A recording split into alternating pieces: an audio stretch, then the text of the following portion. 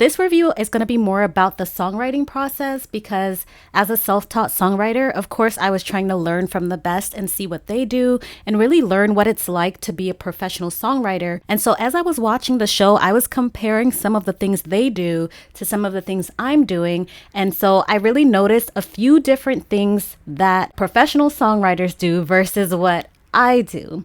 So one of the first things I noticed about the way they brainstormed was they would already have certain phrases ready and then they would just turn that into a song. Now, obviously, these people probably prepared ahead of time because they knew that they were going to have to come up with a new song every day. But still, that's completely different from how I songwrite. I really tend to be more of a lyrical songwriter, come up with the thoughts, the emotions, and the experiences, and that kind of leads me into the song I'm gonna write.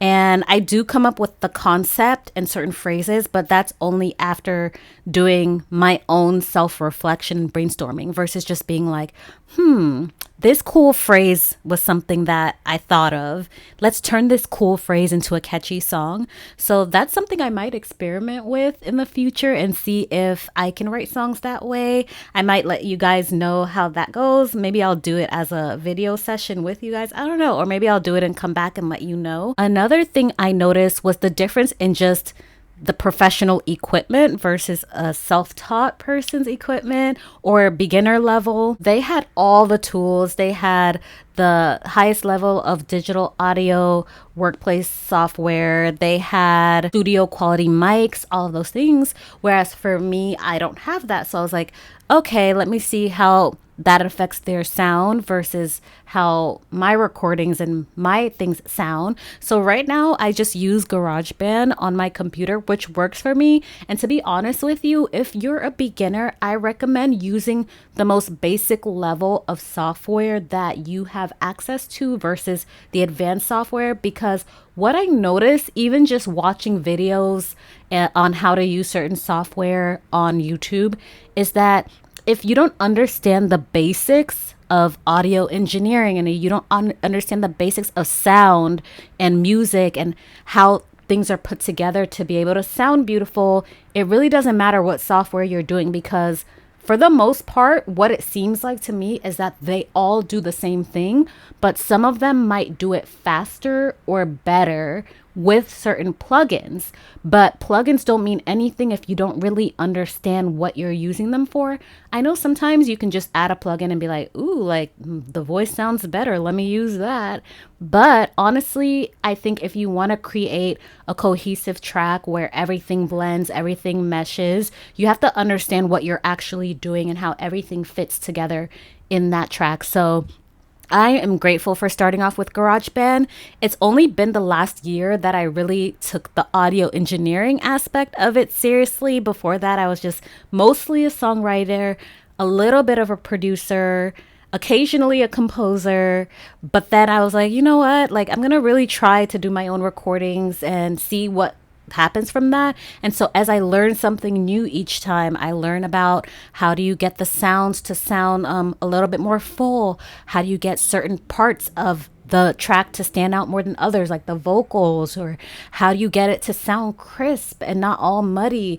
All these little things, you're going to have to learn those technical terms. And from a self-taught perspective, it's so much easier when you have the simplest form of a software that has the buttons, that has the things that you can, the knobs that you can just really quickly turn. And not just that, but has a limited amount of options of things that you can choose, because it can be overwhelming watching some of those videos out there, or trying to learn how to do everything at once. And so now I'm in a place where I feel like, I kind of have a good understanding and I have a good hang of the audio engineering and the production, but it would be nice if I had those extra plugins and tools to use.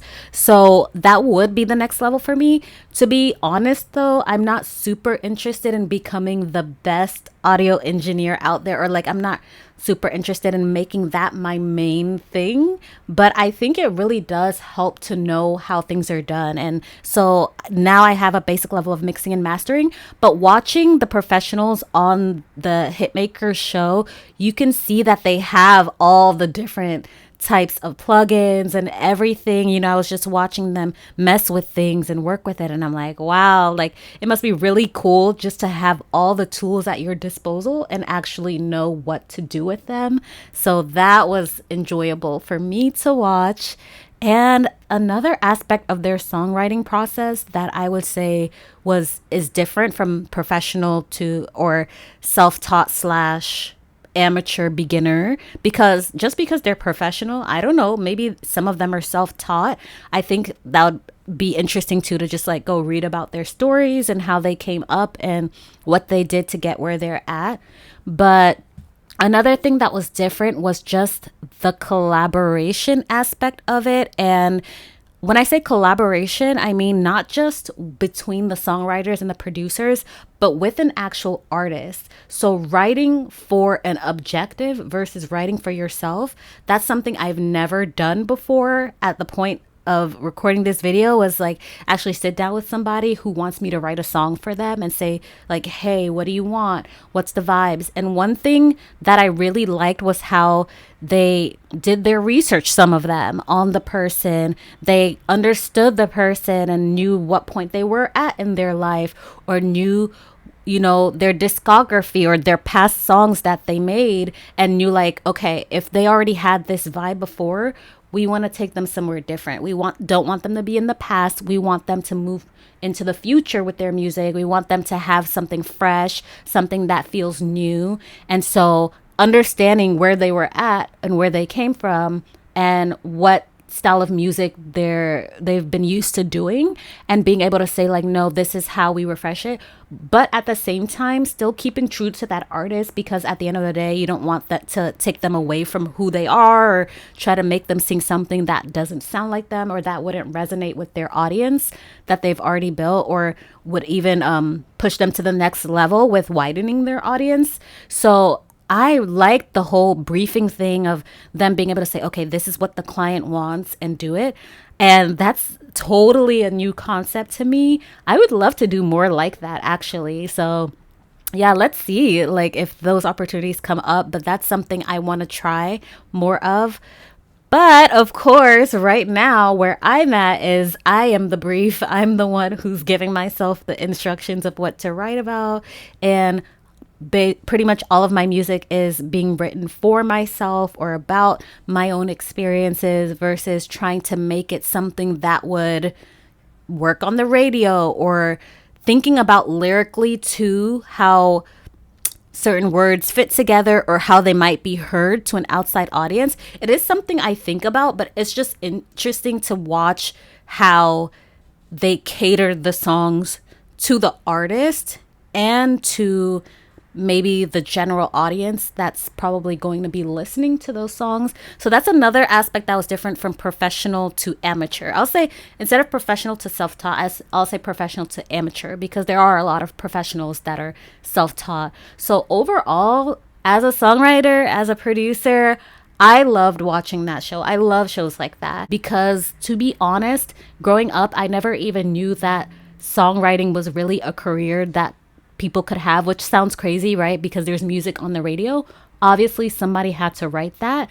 But for some reason, music was like magic to me. Like somehow, like it just all came together and came out, and you would listen to the radio and you would hear these singers singing these songs, and you don't think about all those little different levels and layers of everything that went into it. I didn't realize that people actually collaborated on a level like this. But a lot of people write their music with support, and some people just don't even write their music. They sing it, but maybe they'll give little tips on what they would change or how they want it to be. And it's just inspiring to me to continue to build my knowledge, to put my songs out there. And whether or not I pursue a path like that, or I pursue my music in my own way, it's just nice to see other people doing it and being successful in it. And so yeah, I really enjoyed it.